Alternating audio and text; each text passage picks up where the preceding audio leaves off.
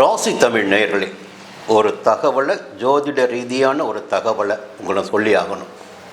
இப்போது உங்களுக்குள்ளே சின்ன சந்தேகம் இருக்குல்ல.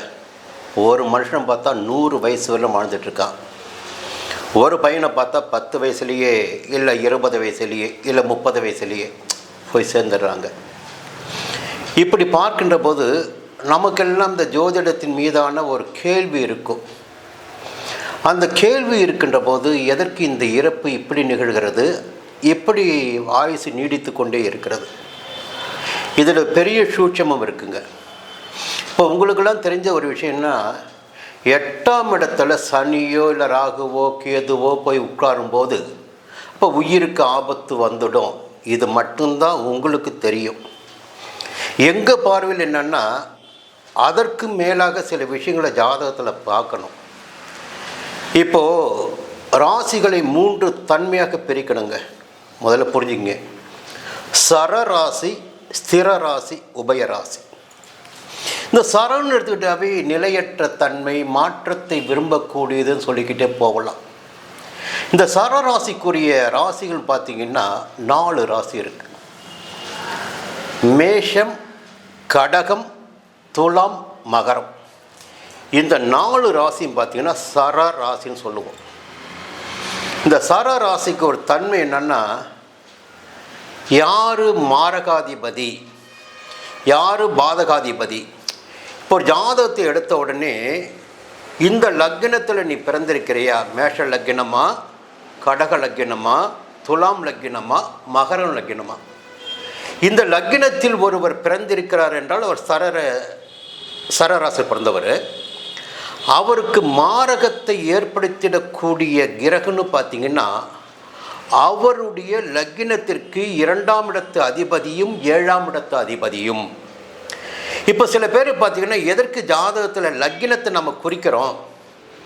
ஒருத்தர் பார்த்திங்கன்னா, அந்த 2ஆம் இடத்து அதிபதியுடைய திசா காலம் நடைபெறுவது 60 வயதுக்கு பிறகு நடக்குங்க, 80 வயதிற்கு பிறகு நடக்கும். அதுவரையில் அந்த மனிதருக்கு மரணம் என்பது நிகழ்வதற்கு வாய்ப்பு இருக்காது.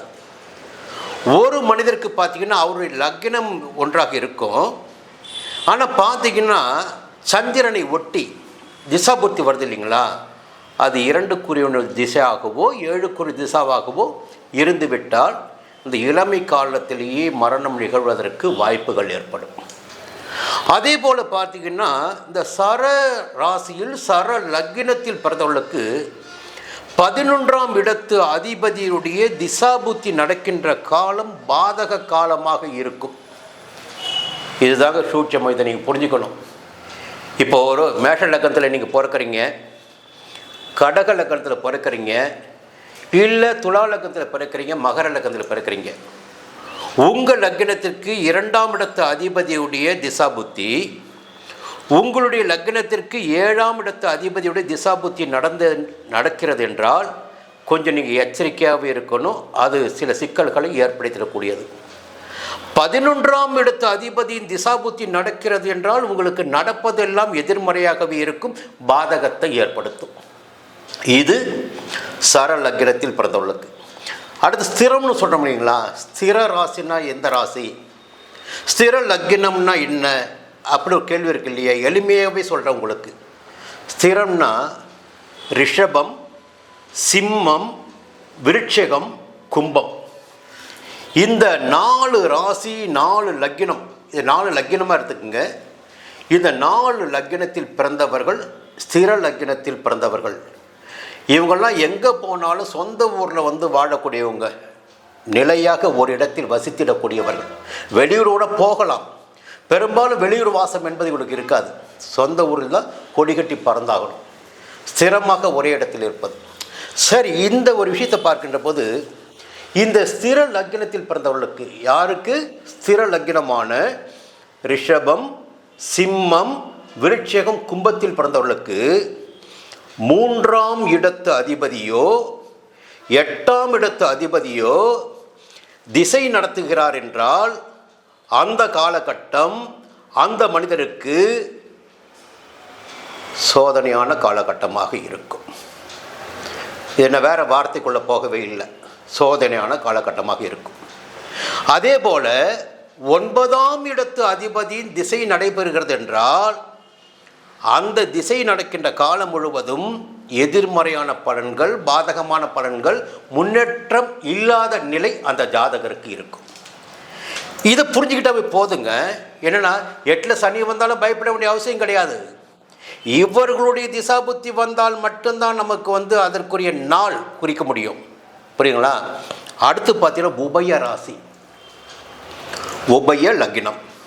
அது யார்? சரத்தை பார்த்தோம், ஸ்திரத்தை பார்த்தோம். உபயம் மிதுனம், கன்னி, தனுசு, மீனம்.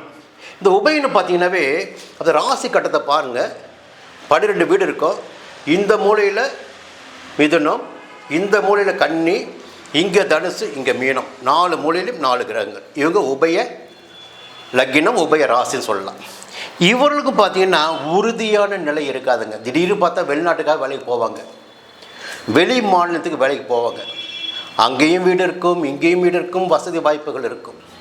அதே நேரத்தில் ஒரு எச்சரிக்கை மணி மட்டும்தான் அந்த ஜோதிட சாஸ்திரம். இதை ஏன் உங்களுக்கு வற்புறுத்தி சொல்கிறேன்னா, எழுதி கூட நீங்கள் வச்சுக்கலாம், இல்லை சந்தேகம் இருந்தால் நீங்கள் கிட்ட எழுதி கேட்டுக்கலாம். புரியுங்களா? அலைபேசி வழியாக கேட்டுக்கலாம். இந்த உபய லக்னத்தில் பிறந்தவர்களுக்கு, யாருக்கு? மிதுனம், கன்னி, தனுசு, மீனத்தில் பிறந்தவர்களுக்கு 7ஆம் இடத்தின் அதிபதியுடைய திசை நடைபெறுகின்ற போது, 11ஆம் இடத்தின் அதிபதியுடைய திசை நடைபெறுகின்ற போது சோதனையான காலமாக இருக்கும். அதை மாரகாதிபதி திசைன்னு சொல்லுவோம். என்ன சொல்லுவோம்? மாரகாதிபதி திசை. இப்போ இந்த உபய லக்னத்துக்காரர்களுக்கு 7ஆம் இடத்து அதிபதியோ 11ஆம் இடத்து அதிபதியோ திசா காலம் வந்தால் அது இளமையில் கூட சில பேருக்கு வரும், சில பேருக்கு நீண்ட காலத்திற்கு பிறகு கூட வரும். அந்த காலகட்டத்தில் எச்சரிக்கையாக இருக்க வேண்டும். புரியுங்களா? அடுத்து 7ஆம் இடத்து அதிபதியே பாதகாதிபதி.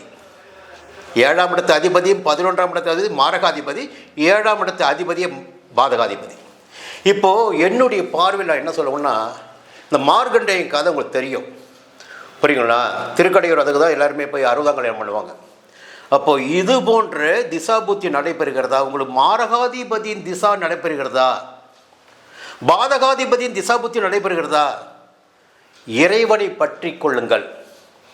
அந்த திசா நாதன் யார்? முதல்ல அதை கண்டுபிடிங்க. திசா நாதன் யார்? அந்த இடத்திற்குரிய அதிபதி யார்? எந்த கிரகம்? அந்த கிரகத்திற்குரிய ஸ்தலம் எது? அதை நீ புரிஞ்சுக்கணும். இப்போ ஒருத்தருக்கு கும்ப லக்னங்க, இல்லை மீன லக்னம் வச்சுங்களேன். நான் சொல்லுவேன் அவருக்கு மீன லக்னம் சொன்னேன், 7ஆம் இடத்து அதிபதி பாதகாதிபதி. மீனத்துக்கு 7ஆம் இடத்து அதிபதி பார்த்தீங்கன்னா கன்னி, புதன். இப்போ புதன் திசை ஆரம்பமாகும் போது அந்த ஜாதகருக்கு இப்படிப்பட்ட சங்கடங்கள் வருவதற்கு வாய்ப்புகள் உண்டு. சரி, என்ன பண்ணலாம்? திருவெண்காடு புதன் ஸ்தலம் போங்க, அர்ச்சனை பண்ணிட்டு வாங்க, ஒரு வேள்வி பண்ணிட்டு வாங்க. புரியுங்களா? கொஞ்சம் மாற்றம் கிடைக்கும். புரியுதுங்களா? மாற்றம் கிடைக்கும். அப்போ கிரகங்களுக்கு இருக்கின்ற வலிமை அதை புரிந்து கொண்டாவே நமக்கு இருக்கின்ற வருகின்ற சங்கடங்களிலிருந்து நம்மால் வெளியில் வர முடியும். நமக்கு விதிக்கப்பட்ட நாள் ஒன்று இருக்குங்க. இப்போது 17 ஆண்டுகள் ஒரு திசை நடக்குங்க. 17 ஆண்டுலேயே முதல் நாள்லேயே ஒரு திசா வருகின்ற போதே ஒரு சோதனை உண்டாக்கிடாது. அது கடைசி காலத்தில் கூட உண்டாக்கலாம். அதற்குள்ள பிறகு கோச்சார கிரகங்கள் நிறைய விஷயங்கள் இருக்குது, புத்தி மாறும். அதனால் தப்பிச்சு வெளியில் வருகின்ற போது கொஞ்சம் நாம் எச்சரிக்கையாக இருப்பதற்குத்தான் நமக்கு மாரகாதிபதி யார், நமக்கு பாதகாதிபதி யார், எந்த காலகட்டத்தில் நமக்கு மாரகம் நடக்கும், எந்த திசா நடக்கின்ற போது பாதக பலன்கள் கிடைக்கும் என்பதையெல்லாம் தெரிந்து கொள்ள முடியும்.